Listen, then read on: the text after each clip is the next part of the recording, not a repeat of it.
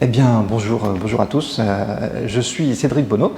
Je témoigne aujourd'hui de mon parcours au CQPNL, qui était un moment fondamental dans mon développement professionnel et personnel. Alors, j'ai commencé en 2014 ici au CQPNL avec la base PNL. Et je suis allé jusqu'en 2016, fin 2016, avec le module de maître praticien. Donc, qui était à l'époque, je ne sais plus aujourd'hui si ça s'appelle toujours comme ça, mais qui était vie personnelle, coaching de vie personnelle. Et ensuite, j'ai fait le coaching corporatif, donc en maître praticien aussi. Je veux témoigner de mon engagement et de ma participation ici au CQPNL et aussi de l'engagement de l'équipe envers ses étudiants.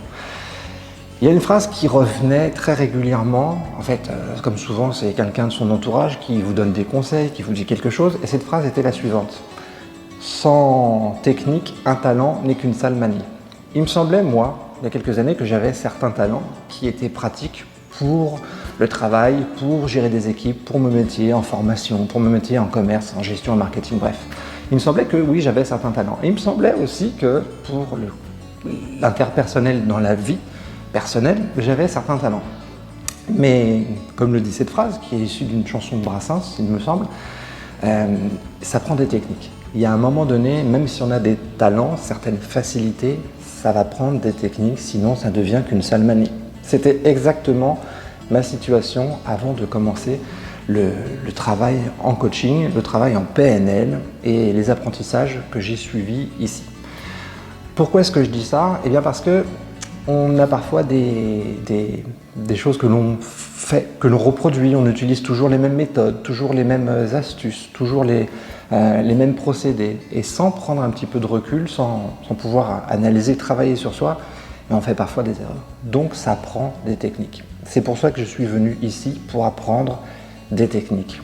Et ce que j'ai particulièrement apprécié au CQPNL, c'est que pour apprendre des techniques, bien sûr, on a tout l'aspect pédagogique, toute la découverte de la PNL et du coaching, mais on a aussi le travail avec les autres étudiants. Avec les autres étudiants, on travaille souvent par trois. Et il y a souvent un rôle du coach qui s'exerce avec un client donc un autre étudiant qui joue le rôle, et il y a un observateur. Et on change de rôle. À un moment donné, on est un coach, à un moment donné, on est un client, à un moment donné, on est un observateur. Et le fait de pouvoir changer de point de vue régulièrement dans tout le processus d'études et de pratique au CQPNL, c'est un élément qui a été fondamental pour moi ici et qui a été très supportant, très aidant pour atteindre mes objectifs. Ça, ce que l'on apprend, que ce soit en coaching de vie personnelle ou aussi le coaching corporatif, peu importe vos objectifs, mais ce que j'ai particulièrement aimé, ce qui est très très important, c'est de pouvoir appliquer ce que l'on apprend. Parce que c'est bien beau d'apprendre tout un tas de choses, mais si on ne peut pas le mettre en pratique, le décliner, l'utiliser dans la vie professionnelle de tous les jours ou dans la vie personnelle de tous les jours, ben finalement c'est juste un stock de connaissances qui s'accumule et puis qui, quelque part, va juste être dans un placard avec toutes les autres connaissances, quelque part, poussiéreux. Eh bien, tout ce que j'ai appris au CQPNL, c'est pas le cas. Ce sont des techniques, ce sont des méthodologies, ce sont des postures, ce sont des comportements que l'on peut utiliser tout de suite, maintenant, dès que l'on sort de son cours. Pour faire une petite comparaison, c'est un petit peu lorsque, vous savez, des fois on a des recettes de cuisine qui sont bien compliquées, puis on se dit, bon, voilà, pour la faire, il faut trouver les ingrédients, il faut avoir les ustensiles, il faut avoir les techniques.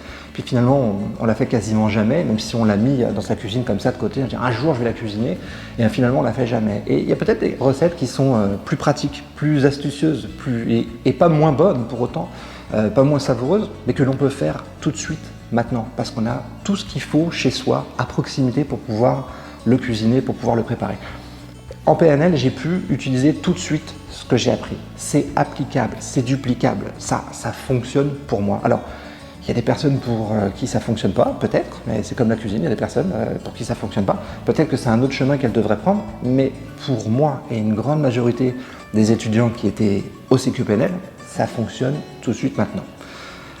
La preuve en est qu'on est resté quand même un groupe d'étudiants en contact, avec qui on échange régulièrement, avec qui on a cet intérêt en commun de la PNL. Puis c'est toujours intéressant de voir les évolutions professionnelles des uns et des autres.